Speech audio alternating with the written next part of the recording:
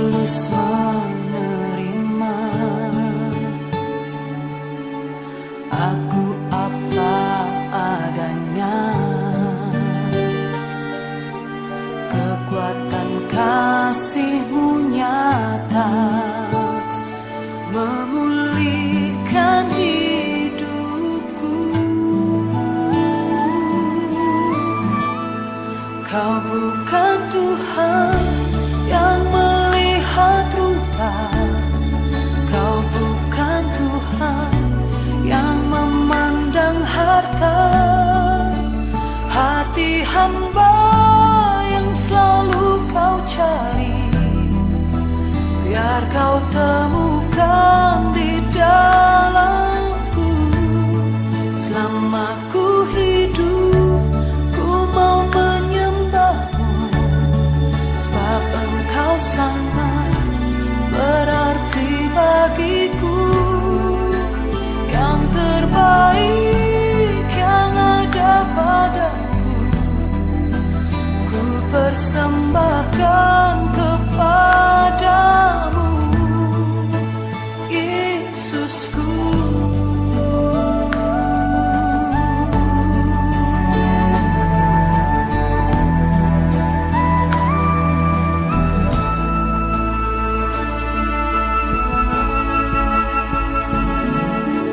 Kau tulus menerima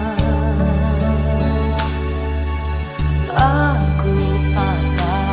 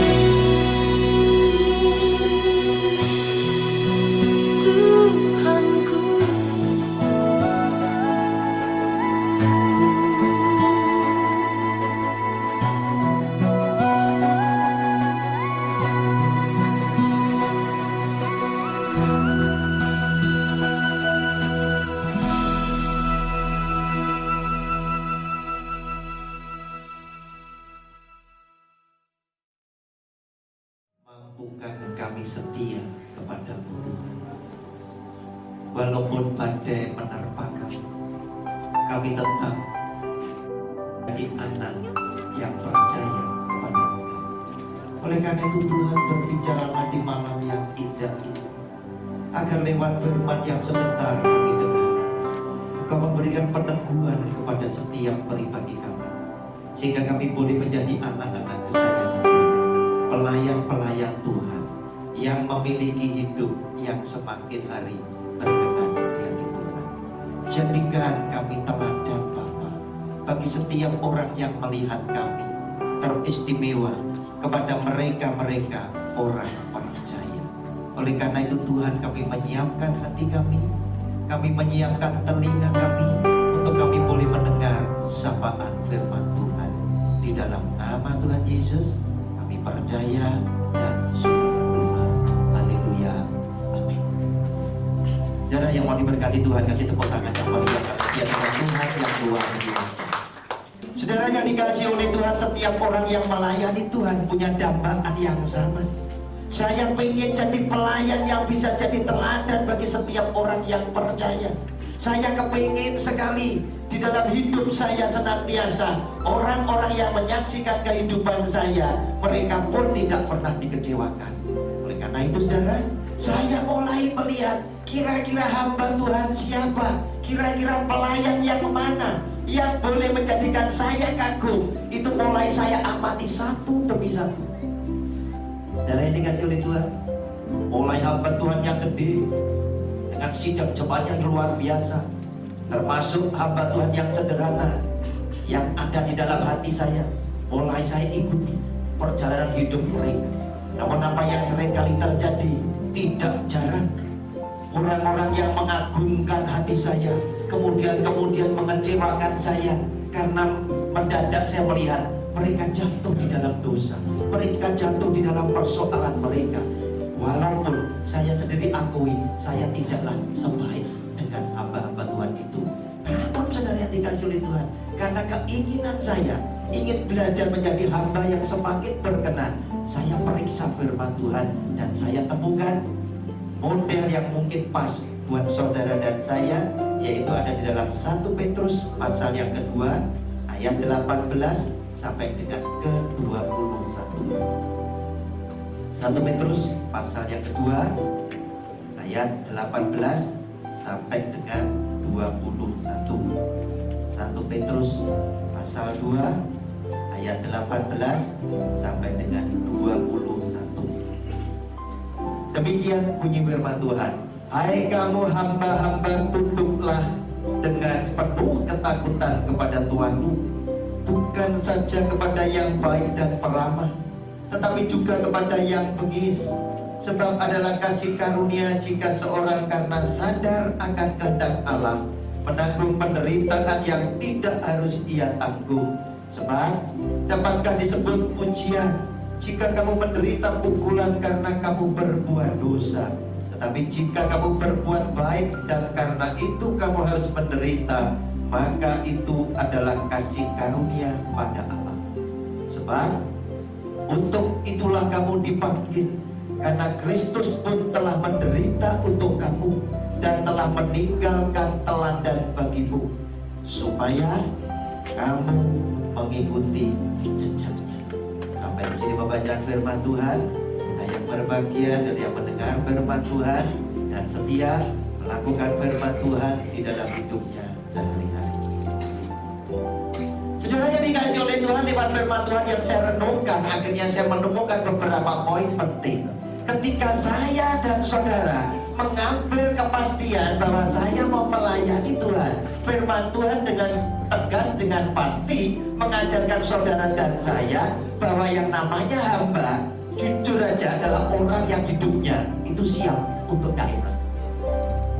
Hamba diminta selalu setia, hamba diminta selalu melakukan yang baik, baik terhadap tuan yang ramah maupun tuan yang jahat sekalipun. Hamba diminta tidak boleh keliru. Nah saudara yang dikasih oleh Tuhan, hamba diminta dituntut hal yang seperti itu. Berarti Berarti ketika kita menjadi seorang hamba, kita harus sudah langsung siap bahwa segala sesuatu yang tidak enak, segala sesuatu yang mungkin tidak menyenangkan hati kita, pastilah peristiwa-peristiwa itu adalah peristiwa yang akan kita lewati. Dan sekarang yang dikasih oleh Tuhan, ketika kita mulai mendapatkan ingin menjadi teladan, justru teladan itu tadi bukan hamba ini dimuliakan, bukan hamba ini kemudian dienakkan hidupnya. Justru ternyata apa? Standar yang dipakai oleh firman Allah menjadi hamba yang menjadi teladan, itu ukurannya adalah penderitaan Kristus. Semua orang bisa saja minta berkat kayak Tuhan Yesus, dalam arti mukjizatnya, kuasanya aku mau seperti dia, kebangkitannya aku mau, penderitaannya belum tentu setiap orang. Namun apa yang terjadi lewat firman Allah ini justru di dalam ayat ke-21 ditekankan, sebab untuk itulah kamu dipanggil karena Kristus pun telah menderita untuk kamu dan telah meninggalkan teladan bagimu supaya kamu mengikuti jejaknya. Penderitaan dijadikan sebagai sebuah teladan, adalah sesuatu yang tidak gampang, saudara. Semua orang nih melayani jujur pada zaman sekarang. Semuanya berpikir kalau aku nanti jadi hamba Tuhan, aku akan jadi kayak itu yang hidupku dan keluarga. Apa? Saudara, ini tidak seperti itu. Hamba diminta, apa hebatnya kalau kamu itu tadi dihukum karena kamu berdosa? Tidak ada hebatnya. Tapi kamu akan menjadi hamba yang luar biasa ketika kamu benar, tapi justru kamu menderita bukan karena kesalahan. Nah, saudara yang dikasih oleh Tuhan, penderitaan Kristus dipakai sebagai ukuran, standar, sebagai teladan, supaya kalau kita mau menjadi pelayan yang bisa menjadi teladan, yaitu kita harus sanggup ikut dengan penderitaan Kristus. Saudara yang dikasih oleh Tuhan, kemudian saya mulai ngecek lagi, penderitaan Kristus yang seperti apa ketika dia melayani yang saya harus contoh. Yang saya temukan di dalam Filipi pasal yang kedua, saudara, Filipi pasal yang kedua ayat 6 dan ayat 7. Kita lihat dulu ayat yang kelima, Filipi pasal yang kedua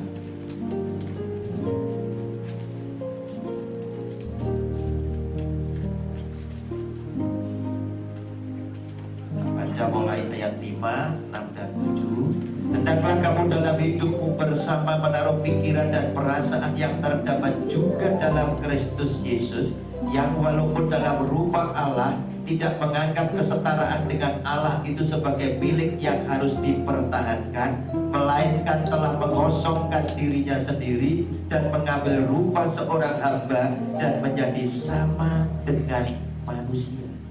Yang pertama, kenapa saya banyak melihat saya sendiri seringkali gagal, orang lain yang saya kagumi juga gagal? Karena apa? Ketika orang-orang itu bersama saya melayani Tuhan, kita itu gagal. Yang pertama apa? Mengosongkan diri.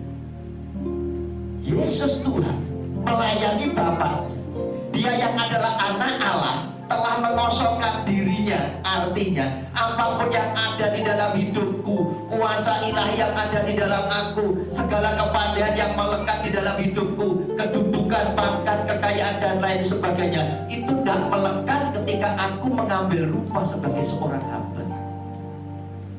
Dia tanggalkan semua, dia mengosongkan diri.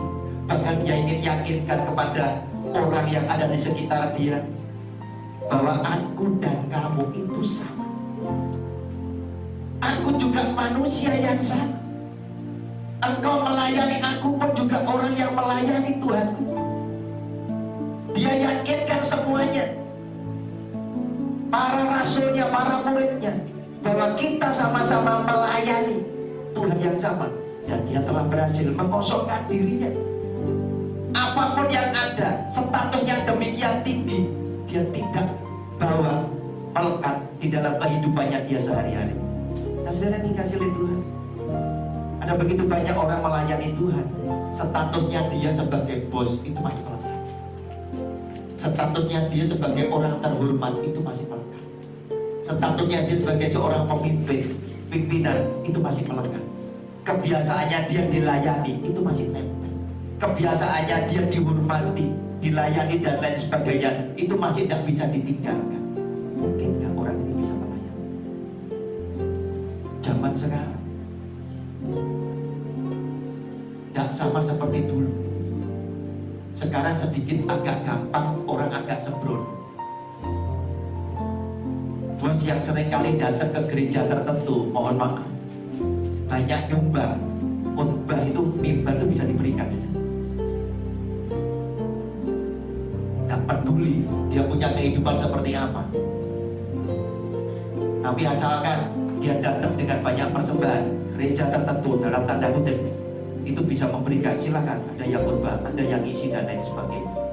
Saudara yang dikasih oleh Tuhan, tidak selalu orang yang melayani itu mampu yang pertama mengosongkan diri. Karena ketika orang mengosongkan diri, saya katakan ini adalah sebuah penderitaan yang sudah harus dijalani oleh orang yang sebetulnya punya kemampuan, namun kemampuan itu harus ditaruh jauh-jauh, lepas dari dia punya kehidupan. Yesus yang adalah ketika dia mengosongkan diri, dia dipukul, dia ditinju, terus kemudian yang tinju masih ngomong gini, ayo bandean siapa yang mukul kamu kalau kau Tuhan? Loh, ini kan kurang ajar. Apa ini sakit? Lah aku kira rokok nih, tapi dia diam aja. Ada sesuatu yang menyakitkan. Saudara, murid yang di dalam kelas yang saya ajar, mereka bertanya, bukankah Yesus adalah Tuhan? Kenapa ketika dia salib dia tidak buat mujizat? Maksud saya, orang yang mau nyalib dia itu ditandine kodok kan bisa. Saudara, dia mengosongkan diri. Aku adalah Tuhan yang hari ini turun sebagai manusia. Apapun yang melekat di dalam hidupku, kekuasaan, sifat ilahiku, powerku, itu tak tanggalkan semua. Dan dia yakinkan, aku mau turun menjadi seperti manusia. Dan di dalam sebagai manusia, dia turun meyakinkan, dia mengambil rupa sebagai seorang hamba. Saudara, sebagai seorang hamba, betul-betul dia menyediakan hati. Tidak seperti kita ketika kita melayani Tuhan. Kenapa seringkali kita tidak bisa jadi teladan sampai akhir hayat? Karena apa? Mata yang melihat menilai gerak-gerik saudara. Oh, orang ini maunya muncul nek wayai kelayani. Padahal pada hamba ini sesama hamba harus saling mendukung. Waktunya kamu tugas, kamu tak dukung. Waktunya aku tugas, waktu pada hamba ini. Karena Alkitab ngomong, hamba itu adalah orang yang selalu setia. Di mana bosnya ada, hambanya di mana? Di samping. Ini dan ini wayahmu, giliranmu, karepmu. Dan terlalu banyak hamba dengan hamba itu bersaing satu demi satu. Karena apa, saudara? Yang kedua, ayat yang ke-8. Dan dalam keadaan sebagai manusia, ia telah merendahkan dirinya dan taat sampai mati, bahkan sampai mati di kayu salib. Saudara yang dikasih oleh Tuhan, suatu hari Tuhan Yesus meyakinkan, walaupun aku sama dengan kamu, sama dengan manusia, tapi aku manusia yang lebih berbeda loh. Aku mau malah jadi manusia yang datang dengan merendahkan, lebih rendah dari kamu. Dia bukan sekedar Tuhan yang bisa ngomong, tapi dia buktikan lewat peristiwa yang dia jalani. 12 murid kaget. Gara-gara apa? Mendadak dia basuh kaki setiap murid. Yang 12 jadi suka. Lu Tuhan tidak usah. Karena budaya bangsa Yahudi sebelum masuk ke rumah, di depan itu selalu ada tempat pembasuhan, baik kaki maupun tangan. Kalau yang punya rumah ini orang kaya, selalu ada hamba yang melayani tuannya sebelum masuk dicuci dulu. Kaki adalah bagian tubuh yang paling kotor karena dibuat jalan zaman dulu mungkin belum ada aspalan, saudara. Beledudok nih, debu semua, itu dicuci. Siapa yang cuci? Adalah hamba, orang rendah. Disinilah Yesus Kristus Tuhan itu membuktikan bahwa aku walaupun Tuhan sudah mau jadi seperti manusia, tapi aku tidak sama kamu. Aku masih mau juga menurunkan diriku lebih rendah daripada kamu. Dan dia buktikan, kaki para murid yang wafat itu dicuci. 12 murid, mereka jadi suka. Tuhan tidak usah. Dia ngomong, dan aku mati basuh kaki. Supaya apa? Kamu tahu, aku yang adalah Tuhan dan gurumu saja, aku lakukan perbuatan ini. Aku berharap supaya kamu pun juga melakukan di dalam hidupmu sehari-hari. Saudara, dia ngasih teladan. Yesus Tuhan jadi model saya yang paling pas, yang tidak pernah mengecewakan seperti orang-orang hebat yang saya kagumi, yang mendadak dikagetkan oleh berita, loh ini jatuh karena itu, loh ini jatuh karena itu, loh ini jatuh karena itu. Saudara, dia dikasih oleh Tuhan, dia lakukan itu. Saudara, dikasih oleh Tuhan, apa yang terjadi? Kenapa Yesus Tuhan harus mengajar muridnya yang 12? Saudara, ngajar, memuridkan itu enak dengan murid jumlah yang sedikit. Dan metode pelayanan Tuhan Yesus itu yang sekarang tak terapkan. Saya tidak terlalu muluk-muluk, banyak dipakai dalam khotbah ribuan, tidak terlalu muluk-muluk. Tapi saya senang memuridkan kelas yang sedikit, tapi itu jadi murid Kristus. Saudara lihat, angkatan pertama murid Tuhan Yesus itu 12, meleset 1, jadi yang 11. 1 diganti Matias, tidak ada cerita. Angkatan yang kedua 70, misi gampang ceklek. Begitu Tuhan Yesus ngomong agak keras, yang 70 mundur, gampang tersinggung. Ketika dia ngomong, jika kau tidak makan daging dari dagingku dan minum darah dari darahku, maka kamu tidak akan selamat. Dengar perkataan Tuhan Yesus yang demikian keras, 70 murid mundur. Saudara, yang dilakukan oleh Tuhan Yesus apa? Gadoli. Dan oleh karena itu, kalau Anda dan saya ini adalah orang yang pakai model Tuhan Yesus, adalah orang yang tidak pernah takut kehilangan jemaat, asalkan kebenaran yang kita nyatakan. Justru yang 12 ditanya, sing 70 mundur, kalian 12 gak mundur sisa. Luar biasa. Sudah kehilangan 70, sing 12 ditawari mundur sisa, kalau ocomu 12 gak mau. Enggak. Kenapa? Karena kami tahu apa yang kau katakan itu adalah berita keselamatan. Hebat sih 12. Saudara yang dikasih oleh Tuhan. Namun di tengah-tengah yang 12 hebat, yang 12 ini adalah menjadi kekaguman Tuhan Yesus. Tuhan Yesus justru hati-hati dan kepengen kehilangan yang 12. Dia ajar sungguh-sungguh yang 12 supaya apa? Menjadi kepanjangan tangan Tuhan Yesus kelak, memuridkan yang lain dan menyebarkan kerajaan surga sampai ke ujung bumi. Kenapa saudara? 12 ini sudah jadi pelayan, masih dikasih contoh. Kenapa? Karena Tuhan masih melihat di dalam diri yang 12, di dalam diri saudara dan saya, di dalam hati setiap manusia. Sebetulnya jujur aja, yang namanya manusia kadang mulut boleh ngomong, oh saya ini tidak ada apa-apanya, saya itu cuma hamba Tuhan, saya itu cuma kacauin Tuhan saja. Ada hati yang tidak terkenal di hati Tuhan. yang namanya sombong, yang namanya ingin beda, yang namanya ingin lebih daripada yang lain, ternyata ada di dalam kandungan hati saudara dan saya, termasuk yang 12 murid.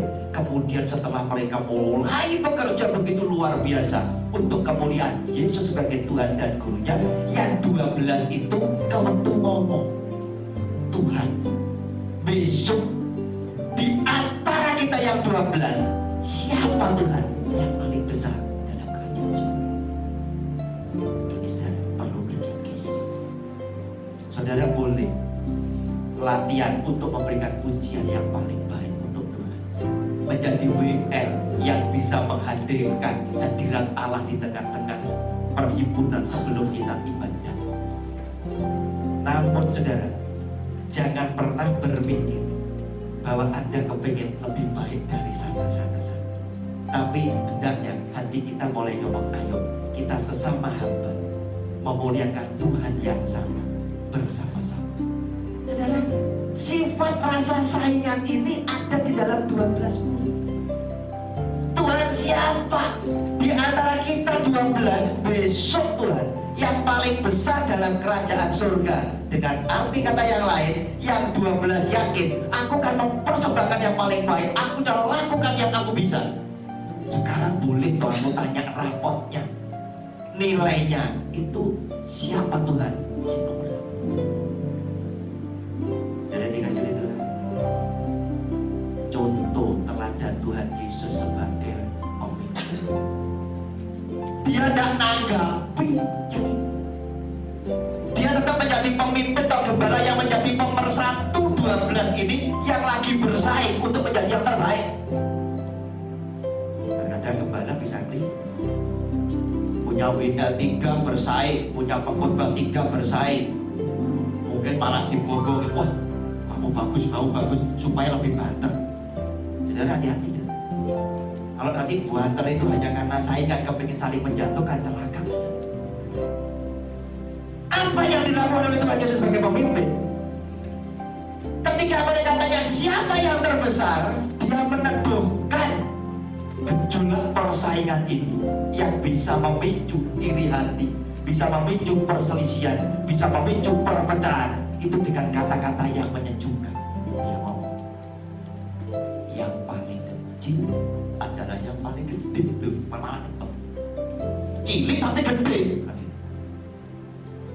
Dia tidak memberikan tanggapan si A, si B, C. Tapi dia justru ngomong, justru yang paling kecil itu yang terbesar di dalam kerajaan surga.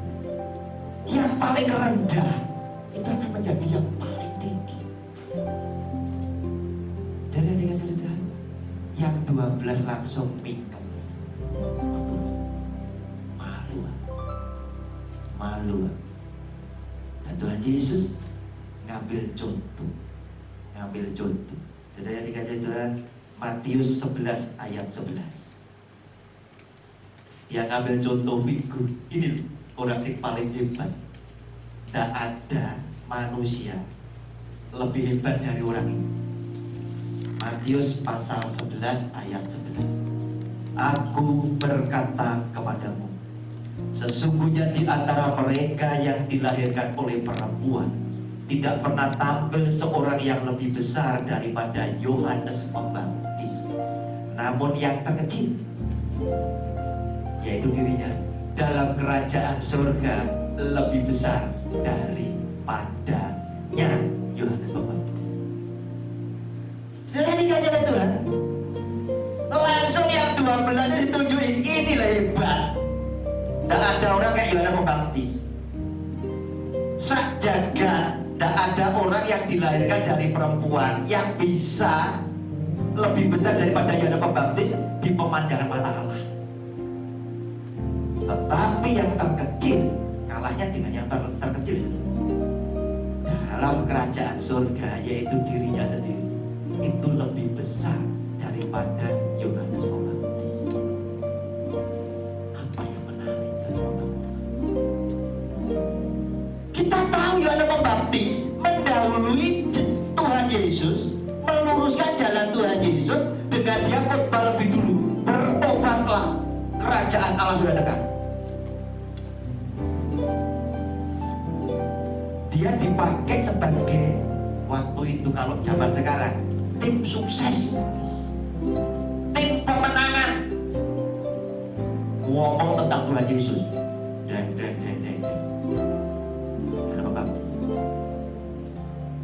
Setelah semua orang pada ngerti, kemudian minta dibaptis sebagai tanda mereka bertobat. Tiba gilirannya, Yohanes Pembaptis itu dengan lapang hati. Semua penggemarnya itu dikasih tahu, hei, kamu jangan melok aku, melok dia. Yesus ini lebih top dari aku. Kalau aku cuma baptis kamu dengan air, dia nanti akan baptis kamu dengan Roh Kudus. Dan ada sesuatu yang luar biasa. Kakeknya jemaat tanpa hitung-hitung. Kalau sekarang gereja diopening, nanti dulu kita duduk bicara di sini. Kan begitu. Berarti hitung-hitungan. Ini perpuluhannya sudah sekian, kena MBA. Ini dulu saya bangun sekian, ini bagaimana? Saudara jangan. Bahkan Yohanes Pembaptis menunjukkan juga kerendahan hatinya. Itu tidak mau kalah dengan Tuhan Yesus. Ketika Tuhan Yesus ketemu dengan Yohanes Pembaptis, dia datang minta dibaptis. Yuk, baptisan aku. Yohanes Pembaptis ngomong, Tuhan, kuale. Kok Tuhan minta aku yang baptis? Kuale.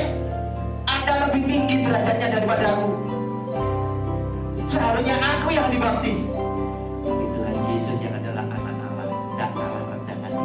Dia ngomong, macam, kamu harus baptis aku supaya apa? Digenapilah firman Bapa. Ayo kita dan dia sini Tuhan. Adakah pelayan-pelayan yang ada di sini? Ketika yang melayani rekan Anda sendiri yang Anda pandang, ini saudara-saudara, saudara mau mendukung, saya mbak Yunion main cantik, belum tentu Anda mau datang. Saya WL rajin belajar, Anda mau datang, tapi ini dan yuk kamu tetap harus lakukan. Karena apa? Itu menggenapi firman. Saya suka mendukung pembicara yang baik. Walaupun terkadang dukungan saya membuat dia grogi. Dia khotbah saya tahu. Saya akan tunduk karena apa? Tongkat hari itu ada di dalam tangan. Oleh karena itu saudara, jangan pernah grogi. Ketika Anda dipakai, yakin bahwa tongkat ini dari Tuhan untuk saya. Sama ketika Musa ngomong, Tuhan aku tidak pintar ngomong.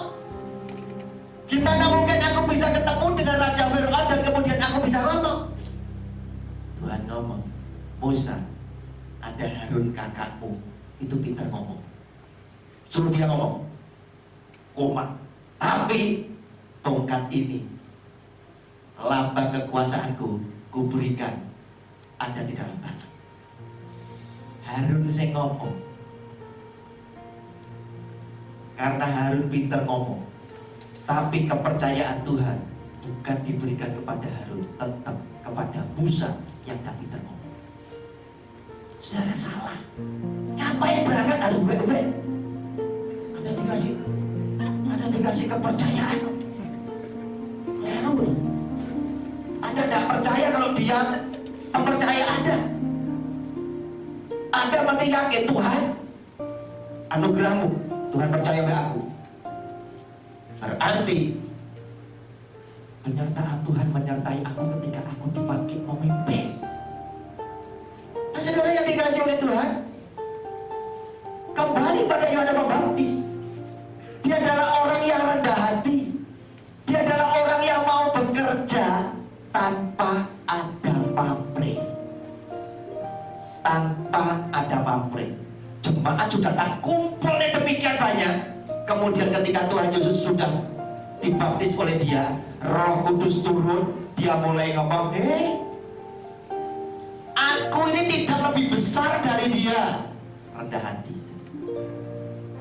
Aku cuma bisanya ini toh, membaptis kamu dengan air, tapi dia membaptis engkau dengan Roh Kudus. Jok melo aku, melo dia. Luar biasa. Dia menyatakan kebenaran, dan dia tahu fungsinya dia hidup itu untuk apa, yaitu apa? Untuk memuliakan Yesus yang adalah Tuhan. Terkadang zaman sekarang tidak seperti itu. Kita boleh ngomong aku cuma sekedar hamba, aku ini cuma kacung nih.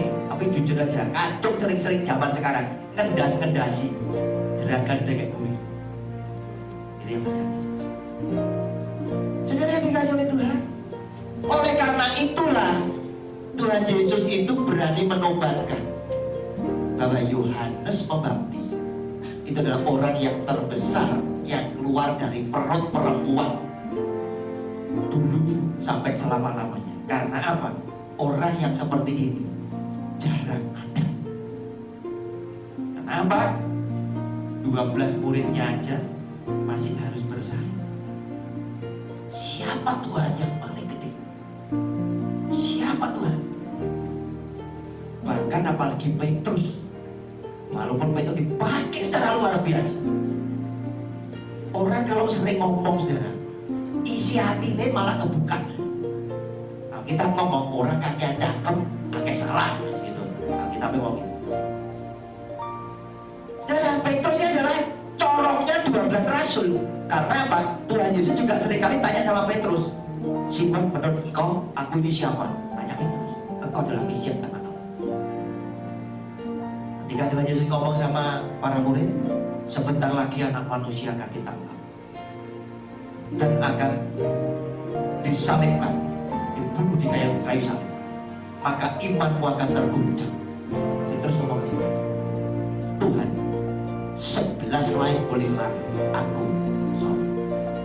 Dengan arti kata lain, yang 11-nya tebre. Tuhan, aku toh yang lebih bagus dari yang 11. Yesus yang adalah Tuhan selalu ingat apa yang dikatakan Petrus. Sehingga ketika dia menampakkan diri dan kemudian mengulang lagi Petrus yang pernah gagal, dia tanya sama Petrus, Petrus, apakah kau mengasihi aku lebih dari yang 11? Bacakan. Ditagih lagi. Apakah kau mengasihi aku lebih daripada yang lain? Petrus ngomong, aku mengasihi kau Tuhan, gembalakanlah domba-domba. Dari yang dikasih oleh Tuhan. Yang terakhir, jika Anda adalah orang yang kepingin menjadi pelayan yang selalu menjadi teladan di dalam hidup saudara sampai akhir hayat, ayat yang ke-8 kan dikatakan seperti ini. Dan dalam keadaan sebagai manusia, ia telah merendahkan dirinya dan taat sampai mati, bahkan sampai mati di kayu salib. Penderitaan Tuhan Yesus tetap jadi tolak ukur. Penderitaan yang mana? Adalah ketaatan. Itu penderitaan. Orang jalankan taat, itu penderitaan. Kenapa? Karena taat itu bicara enak atau tidak Tuhan, karena aku taat mesti tak lewati. Perintah Tuhan itu enak atau tidak bagi orang yang taat, itu mesti tak lewati. Saudara, banyak pelayan Tuhan gagal karena mereka salah persepsi, mereka salah kesimpulan. Dipikirnya karena aku sudah melayani sebagai sini, aku sudah melayani sebagai women, aku sudah menyampaikan berita firman Allah, aku sudah main musik. Dipikirnya apa yang mereka lakukan, persembahan mereka itu cukup memberikan kesenangan buat hati Tuhan. Belum tentu. Dibandingkan dengan ketaatan, yang namanya Anda datang dengan persembahan, bagi Tuhan lebih senang Tuhan menerima ketaatan daripada persembahan. Tak percaya? Kita lihat 1 Samuel 15.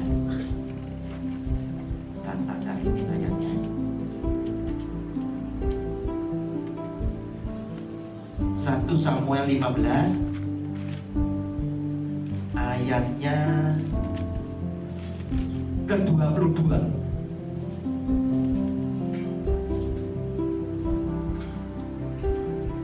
Nanti kita lihat ayat yang lain, tak buktikan dengan ayat yang lain. Kadang orang itu GR, gede romansa, dipikirnya ketika Anda sudah datang dengan persembahan, apalagi duit, apalagi pengajaran yang hari ini banyak membuat orang berkesimpulan salah. Karena banyaknya pendeta tertentu dalam tanda kutip ngomong perempuan yang bayaran kamu diberkati. Nanti aku buktikan. Orang taat walaupun tidak bawa duit, itu persembahannya lebih gede daripada duit sak gunung yang saudara bawa. Nanti tak buktikan. Ya, ini ayat 22. 1 Samuel 15 ayat 22. Tetapi jawab Samuel, apakah Tuhan itu berkenan kepada korban bakaran dan korban sembelihan sama seperti kepada mendengarkan suara Tuhan? Sesungguhnya mendengarkan lebih baik daripada korban sembelihan, memperhatikan lebih baik daripada lemak domba-domba jantan. Saudara dikasih oleh Tuhan, saya buktikan orang yang datang dengan persembahan dan dengan ketaatan, itu persembahannya menurut saya itu gede yang namanya ketaatan. Firman Tuhan datang kepada Abraham, kamu pergi ke negeri yang nanti tak tunjukkan. Tinggalkan negeri asalmu, tinggalkan sanak keluargamu, pindah ke sana. Abraham berangkat, bukan sederhana. Kalau orang tidak taat, dia akan ngomong Tuhan, tidak keliru toh perintahnya ini. Aku di sini kan sudah memberkati, bisnisku sudah segini banyak. Aku punya bunda sekian banyak orang. Aku punya hewan ternak seperti ini. Terbukti apa? Aku sukses di tanah kelahiran. Sekarang Tuhan nyuruh aku pindah ke sana. Negeri yang aku tidak tahu dan Tuhan belum nyatakan itu negeri mana. Aku tidak punya gambaran. Ada tidak padang rumput untuk hewanku sebanyak ini? Bisa buru-buru. Persembahan ke Tuhan. Berani rugi untuk Tuhan. Berani rugi untuk Tuhan. Sama seperti kalau besok Tuhan ngomong, Indra besok Bunda anak Bali, kan itu rugi aja. Jemaatnya mek piro, Bunda nyetir diri. Ini persembahan, walaupun apa? Tidak dengan bukti real, ini duit Tuhan tak persembahkan. Tapi apa? Pengorbanan karena sebuah ketaatan itu menyenangkan hati Tuhan. Mendengarkan lebih baik daripada kau datang dengan korban. Orang kadang berpikir, Tuhan harus tak kayak persembahan. Duit aku tidak hitungan baik Tuhan. Dengan taat masih berhasil. Dengan taat masih berhasil. Apalagi ketaatan Tuhan Yesus sudah bisa terukur dengan itu.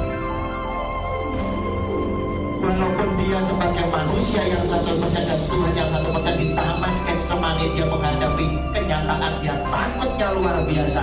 Alkitab menulis karena saking takutnya maka peluknya Tuhan Yesus itu seperti titik-titik darah dan dia harus berdoa mohon kepada Bapaknya, Bapa jika boleh cawan ini berlalu daripadaku.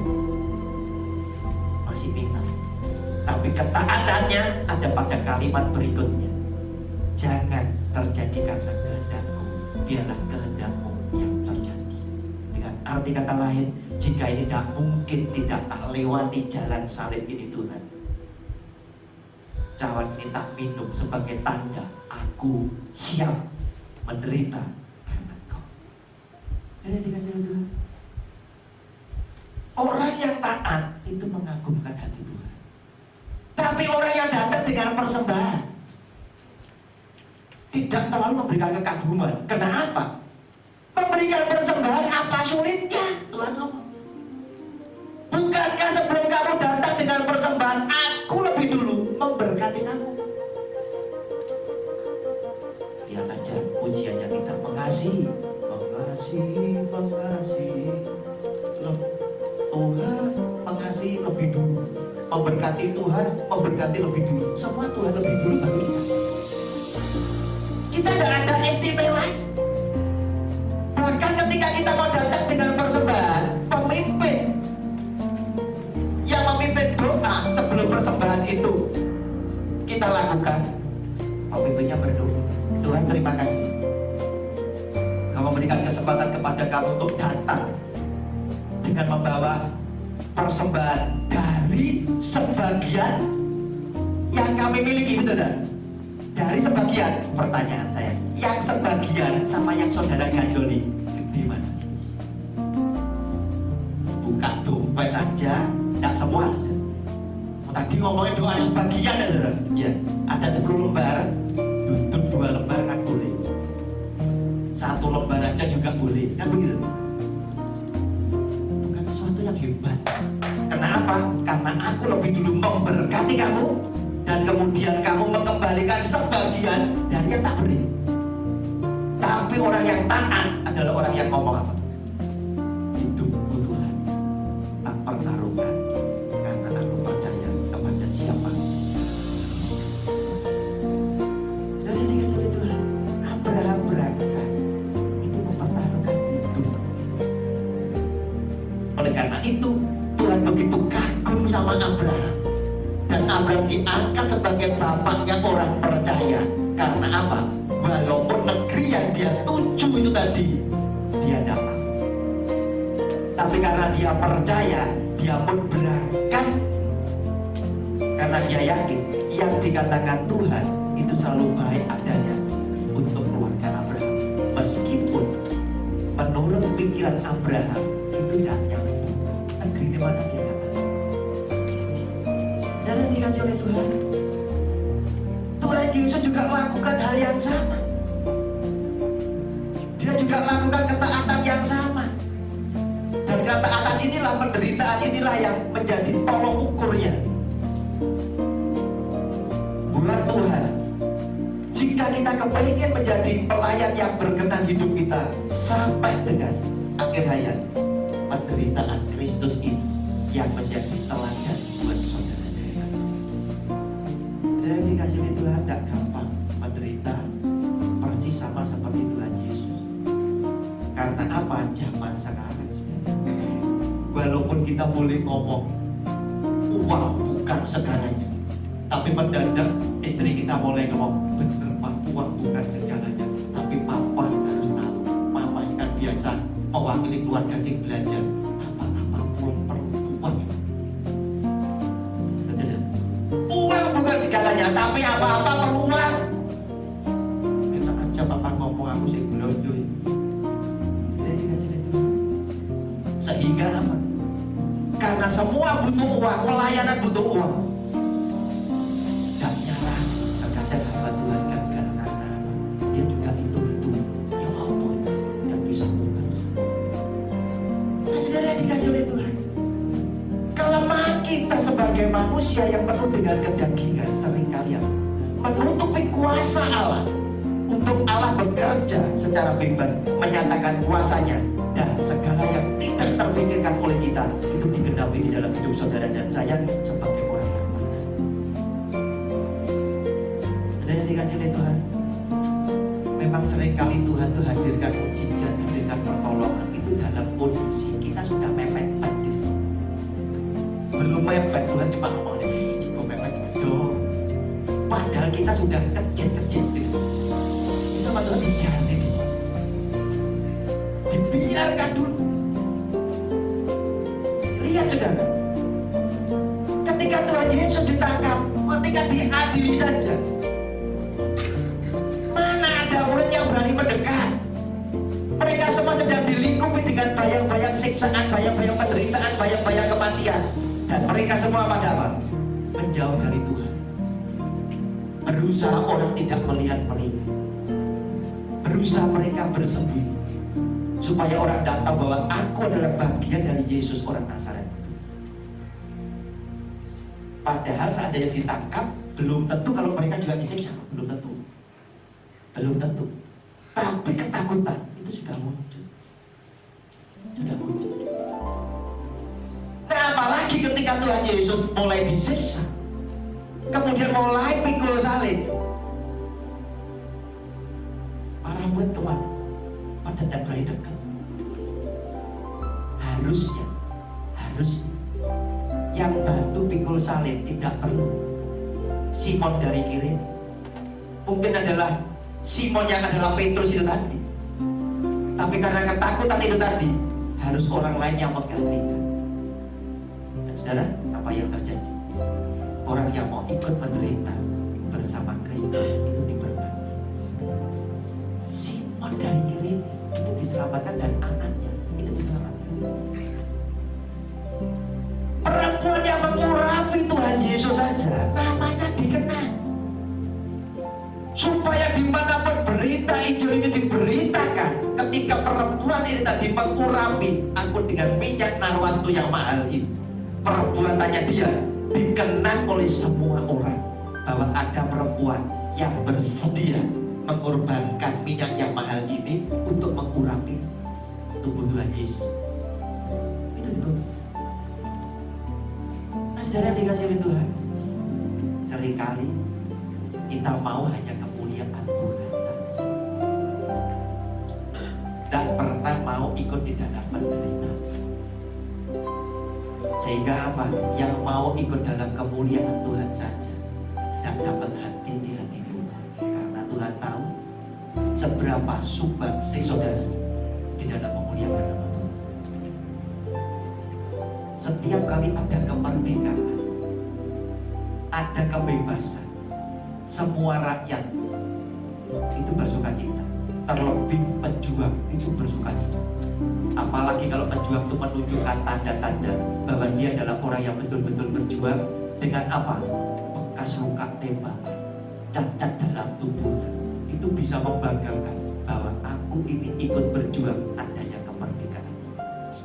Tapi tidak sedikit saudara, orang tidak pernah maju perang dan ada bunyi letusan delik paling di dapur, tapi begitu merdeka di depan sendiri ini brengsek. Paham?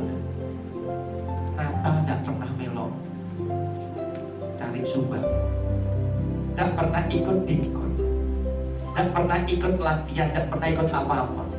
Tapi pada saat Natal digelar pakai jas, pakai apa itu tanda panitia bunga hidup, jadi penerima tamu. Itulah selamat Natal. Tapi